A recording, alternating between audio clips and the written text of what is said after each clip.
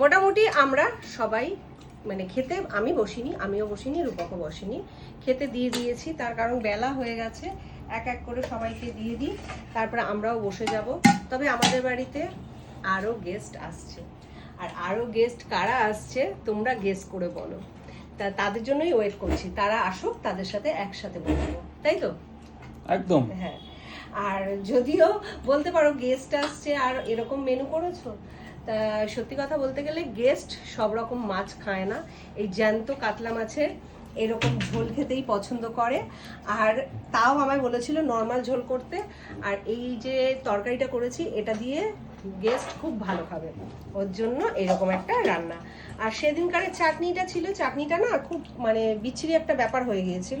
চাটনিটা আমি ভালোই করি, কিন্তু খুব কারণবশত সেদিনকার নুন বেশি হয়ে গিয়েছিল চাটনিটায়। সেই কারণে কি করেছি, আজকে অল্প একটু জল দিয়ে তারপরে চাটনিটা আবার রিপেয়ার করেছি। যদিও আমি চাটনিতে জল দিই না, কিন্তু আজকে বাধ্য হয়ে আমাকে দিতে হয়েছে। তো চলো সবাই খাক। এটা কি? এটা তো এটা মা কালকে কচু শাক বানিয়েছিল, সেটা নিয়ে এসছে, সেটাকেই আবার একটু নুন মিষ্টি তেল দিয়ে গরম করা হয়েছে।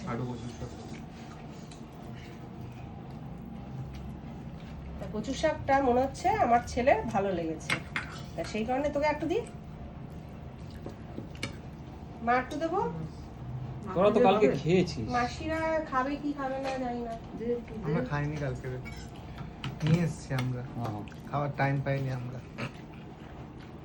ঠিক আছে, একটু রাখি, যদি খায় আর দিবি না, তোরা খাবি না। তা সবাই খাক। আর মাছের ঝোলটা দাও দেখি। মাছের ঝোলটা হ্যাঁ দেবো তো। আমি কালারটা দেখি। কালারটা তুমি দেখোনি? দাঁড়াও দিচ্ছি দিচ্ছি।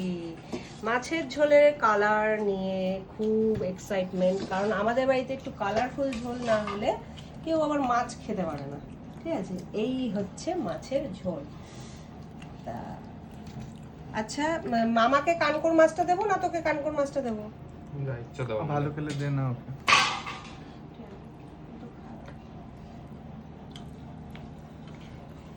খেয়ে বলবি। আলু চলে দাও। জ্যান্ত মাছ তো, এখন তো এক পিসে হয় না। হয়ে যাবে, অল্প ভালো।